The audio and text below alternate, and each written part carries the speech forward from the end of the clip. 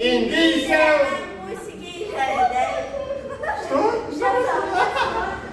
Salam əziz dostlar. Bugünkü videomuz sırf xanımlar üçün olacaq.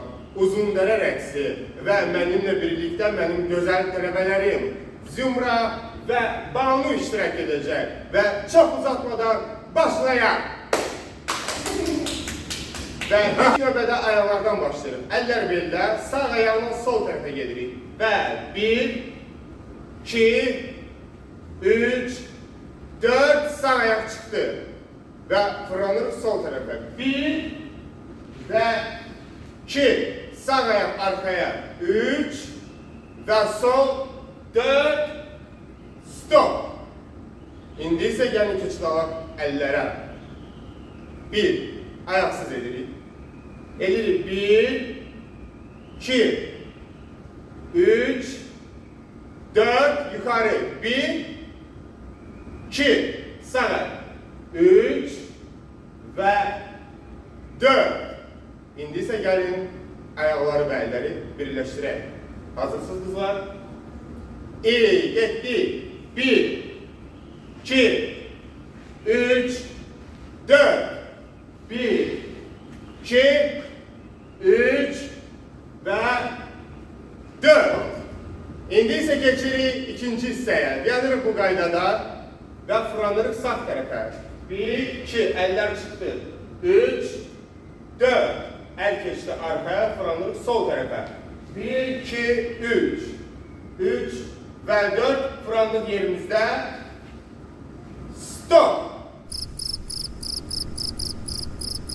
Yazalım burası.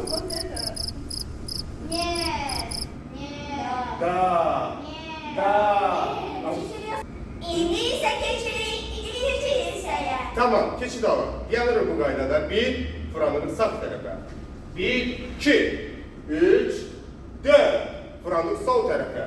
1, 2, 3, 4. Yerimizdə fırlandıq. 1, 2, 3, stop. Burada qalxırıq pəncə üstə və ayaqlar addımlayıb və edirik əllərlə. 1, 2, yukarı, 3, 4. Sağ ayaq və əl arxaya və 2 dənə dairə. 1 əl yukarıda, aşağıda, stop. İlk keçdi arxaya. İndi isə gəlin musiki ilə edək. Rəf. Bunlar. 1,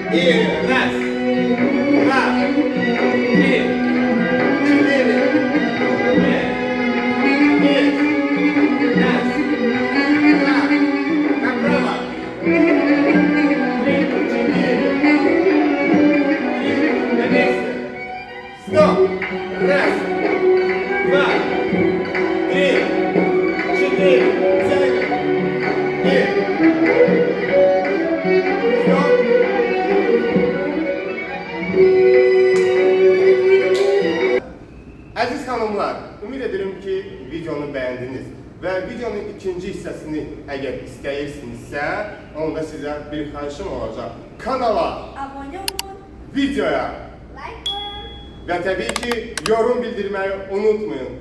Sağ olun, sağ salamat.